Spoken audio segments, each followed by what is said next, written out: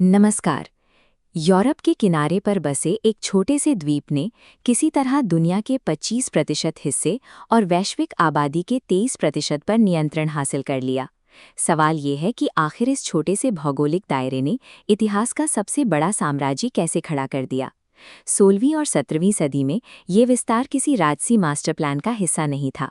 ये निजी कंपनियों के बेकाबू व्यापारिक लालच से प्रेरित एक छिटपुट अधिग्रहण या पीसमील एक्विजिशन था। शुरुआती दौर में विस्तार की कमान ब्रिटिश ताज के बजाय उन व्यापारियों के हाथ में थी जो नए बाजारों की तलाश में थे। इन व्यापारियों ने अपनी चौकियों और समुद्री रास्तों की सुरक्षा के लिए एक ऐसी नौसैनिक शक्ति विकसित की जो दुनिया के किसी भी कोने में पहुंचने में सक्षम थी। व्यापारिक मुनाफे की रक्षा करने की इस मजबूरी ने ही उन्हें समुद्र का बेताज बादशाह बना दिया। जैसे जैसे व्यापार का पैमाना बढ़ा, उसकी सुरक्षा का खर्च भी बढ़ता गया। इसी वित्तीय दबाव ने व्यापारियों के इस जाल को एक संप्रभु राजनीतिक और सैन्य मशीन में बदल दिया, जहां सेना का इस्तेमाल अब व्यापारिक लाभ को प्रशासनिक नियंत्रण में बदलने के लिए किया जाने लगा। भारत में ब्रिटिश शासन की शुरुआत बंगाल जैसे समृद्ध प्रांतों में हुई, जहां कंपनी ने स्थानीय शासकों की आपसी फूट और कूटनीतिक हेरफेर का सहारा लिया। उन्होंने तलवार के बजाय समझौतों और साजिशों को अपनी ढाल बनाया। 1764 में बक्सर की सैन्य जीत ने 1765 की इलाहाबाद की संधि का मार्ग प्रशस्त किया। इस संधि ने कंपनी को दीवानी अधिकार देकर बंगाल, बिहार और उड़ीसा के राजस्व संग्रह का कानूनी मालिक बना दिया। यहीं से व्यापारी शासक की भूमिका में आ गए। इस चार्ट में औद्योगिकीकरण का वो चक्र दिखता है जिसने भारतीय अर्थव्यवस्था को तोड़ दिया। किसानों से भारी लगान वसूला गया, जिससे भारत एक स्वतंत्र अर्थव्यवस्था से सिमटकर ब्रिटिश फैक्ट्रियों के लिए कच्चे माल का आश्रित आपूर्तिकर्ता बन गया। इसी दौरान अटलांटिक में त्रिकोणीय व्यापार का एक और क्रूर तंत्र सक्रिय था। अफ्रीका से दासों को वेस्ट इंडीज भेजा जाता, जहां से चीनी और गुड़ न्यू इंग्लैंड पहुंचते और वहां से रम का व्यापार होता। इस अमानवीय चक्र ने ब्रिटिश व्यापारियों को वो विशाल पूंजी प्रदान की जिसे धार्मिक रूप से ईश्वरीय विधान कहकर सही ठहराया गया। बंगाल से लूटा गया राजस्व और दास व्यापार से उत्पन्न इस भारी लिक्विड कैपिटल, तरल पूंजी ने ब्रिटेन में उन कारखानों और नई तकनीकों के लिए निवेश जुटाया जिसने औद्योगिक क्रांति को पूरी तरह संभव बनाया।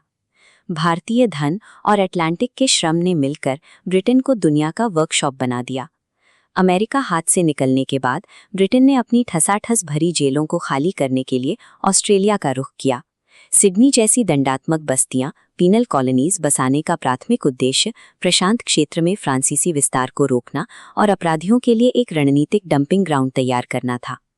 19वीं सदी के अंत में जब फ्रांस और जर्मनी जैसे प्रतिस्पर्धी ताकतवर होने लगे, तो अफ्रीका में ब्रिटेन का विस्तार एक रक्षात्मक दौड़ बन गया।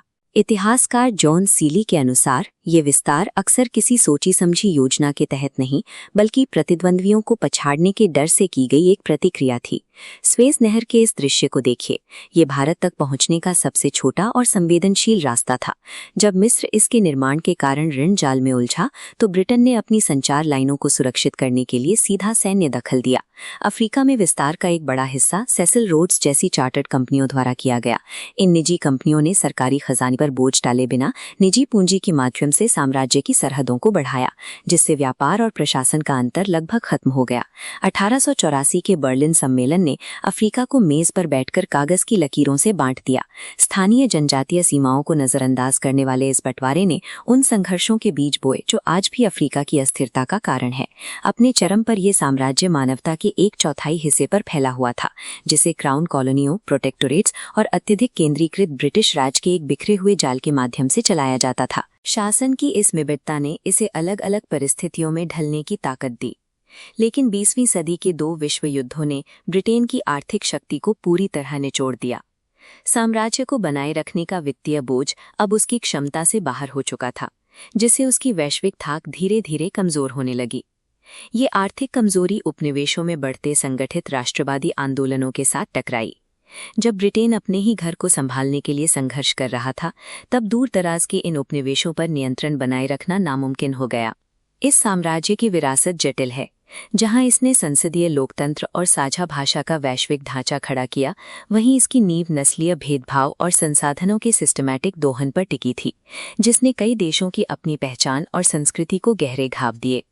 आज उस विशाल साम्राज्य के अवशेष सिर्फ इन 14 छिटपुट ब्रिटिश ओवरसीज टेरिटरीज में सिमट गए हैं।